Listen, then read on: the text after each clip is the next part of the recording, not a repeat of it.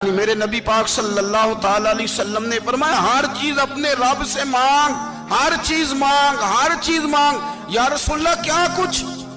میرے محبوب نے فرمایا تیرے گھر میں نمک بھی ختم ہو جائے تو وہ بھی اپنے رب سے مانگا کر، تو مانگنا وہ تجھے دے گا، تو اس کی بارگاہ میں کشکول طلب دراز تو کرنا۔ اور ترمذی شریف میں عجیب لفظ ہے، رسول کائنات نے فرمایا، رب کریم فرماتا ہے جب میرا بندہ ہاتھ اٹھاتا ہے نا تو مجھے حیا آتی ہے کہ میں خالی کیسے لوٹا دوں اس کے، اتنے بڑے بادشاہ کی بارگاہ میں۔ او بھائی، لوگوں سے عزتیں تلاش کرتے ہو تو وہ کیا تمہیں عزت دیں گے؟ وہ تو کل اچھا کہتے ہیں پرسوں برا کہنے لگ جاتے ہیں۔ لوگوں کے سامنے گڈ بک میں آنا چاہو گے تو وہ تو سویرے تمہارے بارے میں کچھ کہیں گے، شام کچھ اور کہیں گے۔ اپنی روحانی زندگی آباد کریں، اپنے مسلح کو وقت دیں، اور دنیا سے چھپ کر اس موبائل کو بند کر کے اور اپنے آپ سے بھی چھپ کے اور تنہا ہو کے چھپا کے سارا کچھ اپنے آنسو اپنے رب کی بارگاہ میں پیش کریں، اس کے حضور حاضری دیں۔ سنو نا ترمذی کی حدیث اور اسے یاد رکھنا، نبی پاک علیہ السلام نے فرمایا اپنے دکھ لوگوں کے سامنے نہ بیان کرنا، سیٹھوں نوابوں کو نہ بتاتے پھرنا، دنیا داروں کے سامنے جا کے نہ رونا کہ میں تکلیف میں ہوں۔ فرمایا اگر دنیا داروں کو دکھ بتاؤ گے رب تمہیں کبھی غنی نہیں کرے گا، اور لوگ ہیں کہ الٹا مذاق اڑائیں گے۔ آپ کی جس سے بڑی پکی یاری ہے نا، پکی، وہ تب تک پکی ہے جب تک آپ نے 50,000 مانگا نہیں، اور جس وقت آپ نے کہہ دیا کہ میں مجبور ہوں میری مدد کر تو پھر ختم ہو گئی دوستی۔ لوگوں کی تعلقات آپ کے ساتھ تب تک ہیں جب تک آپ ان سے کوئی ضرورت وابستہ نہیں کرتے۔ کریم محبوب فرمانے لگے بندوں کے سامنے دکھ نہ بیان کرنا، اللہ تجھے کبھی غنی نہیں کرے گا، تو اپنے دکھ اپنے رب کو بتا، تو دعائیں مانگ، تو اس کی بارگاہ میں حاضر ہو، تو اس کے حضور عرض کر۔ فرمایا اپنے دکھ اپنے رب کو بتا، وہ جلدی کرے یا دیر سے کرے تجھے ساری دنیا سے بے نیاز کر دے گا، تجھے کسی کا محتاج نہیں رہنے دے گا۔ حضرت ابو الحسن رحمت اللہ تعالی علیہ حضرت معاذ ابن جبل رضی اللہ تعالیٰ عنہ کے پاس بیٹھا کرتے تھے۔ فرماتے ہیں ان سے جو پیار بڑھا تو پھر میرا مصلح سے بھی بڑھ گیا۔ تابعی ہیں، فرماتے ہیں صحابی رسول سے محبت ہوئی تو ذکر سے بھی ہو گئی، پھر درود شریف سے بھی ہو گئی، محبت ان سے بڑھی تو پھر اللہ نے مسجد کا پیار بھی بڑھا دیا۔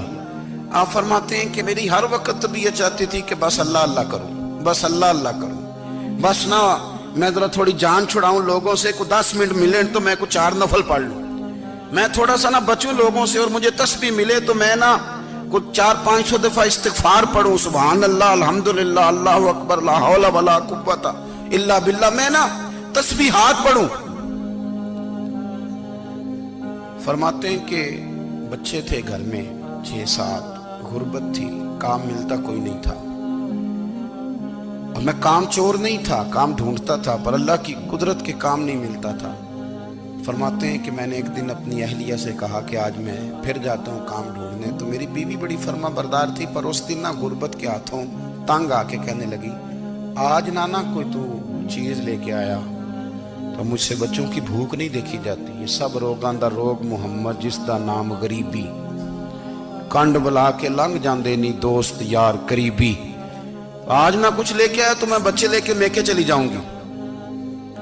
شیخ فرماتے ہیں کہ میں بڑا پریشان گھر سے نکلا، پر میں نے صبح سے لے کے زور تک کام ڈھونڈا، کام ملا کوئی نہیں، تو میرے دل میں خیال آیا چلو کام نہیں ملتا تو اللہ اللہ تو کرے نا، چلو بندوں کی مزدوری نہیں ملتی تو رب کریم کی عبادت ہی کرتے ہیں۔ فرماتے ہیں کہ میں نے نا فرات کے پانی سے وضو کیا، نہر کے، شدید دھوپ تھی، ساتھ ریت تھی اور ریت تپ رہی تھی، میں نے اپنا رومال وہیں مصلی کے طور پر بچھا لیا، اور فرماتے ہیں کہ زور سے لے کر عصر تک نماز پڑھی، دھوپ بھی پورے زور پہ، پر میرے سجدے کا ذوق بھی پورے زور پہ۔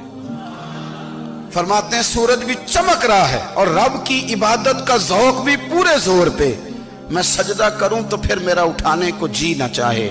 میرے استاد لکھا کرتے تھے، یہ ان کا شعر ہے، وہ کہا کرتے تھے مجھے سوز دے، مجھے ساز دے، اور مجھے نیم شب کا نیاز دے، دم سجدہ خود کو میں توڑ دوں، مجھے ایسا ذوق نماز دے، اور میں تیری بہار کا پھول ہوں، میں کھلا بھی ہوں تو تیرے لیے، مجھے میری شاخ سے توڑ لے، مجھے اپنی زلف کا ناز دے۔ بھائی فرماتے ہیں کہ عصر تک میں نے نفل پڑھے، دل ڈھلنے لگا، عصر کی نماز پڑھی اور میں وہاں سے چلا۔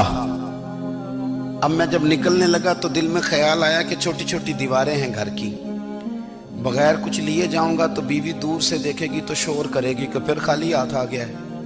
کہتے میں نے اپنے اسی رومال میں جس پہ میں نے نماز پڑھی تھی نا، رومال میں کی آخید پنجابی جسافہ کہتے ہیں، اسی میں نا میں نے کچھ ریت بھر لی کہ وہ دور سے دیکھے گی تو سمجھے گی کچھ لے کے آیا ہے، چلو جا کے اسے بتا دوں گا کہ آج پھر مزدوری نہیں ملی۔ کہتے ہیں وہ ریت لے کر جب میں گھر میں گیا تو پہلے بیوی دروازے پہ کھڑی ہوتی تھی، پوچھتی تھی خالی ہاتھ آ گئے ہو؟ آج میں نے دیکھا تو ہے ہی کوئی نہیں۔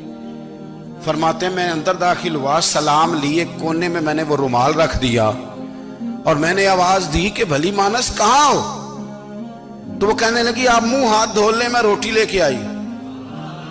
میں نے کہا روٹی کہاں سے آ گئی؟ یہاں تو کئی دنوں کے فاقے، تو کئی دنوں کی غربت ہے، یہاں تو اس گھر میں تو فقیری ہے۔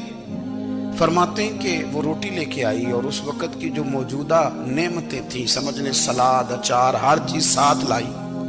میں نے کہا کہ بچے کہاں گئے؟ کہنے لگی وہ کھانا کھا کے کھیلنے گئے، آپ کھانا کھا لیں آ جاتے۔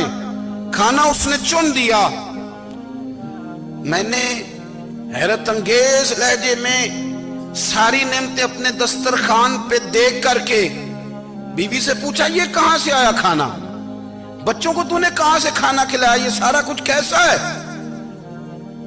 کہنے لگی پتہ نہیں آج آپ کس کریم کی مزدوری کرنے چلے گئے تھے، پتہ نہیں کس کریم کی، میرے گھر میں تو اتنی نعمتیں آئی ہیں کہ مجھ سے سنبھالی نہیں جا رہی، اتنا اناج ہے، اتنا گندم ہے، کس کریم کے دروازے آج چلے گئے تھے؟ یہ کہتے کہتے وہ اٹھی اور اٹھ کر کے کہنے لگی پہلے بڑا کچھ آیا تھا، اب کیا لے آئے ہو؟ اور جا کر کے نا اس نے وہ ریت والا رومال کھولا، کہنے لگے میں تو لے کے آیا تھا ریت، تو میرے رب نے اسے بھی سونے اور ہیرے بنا دیا تھا۔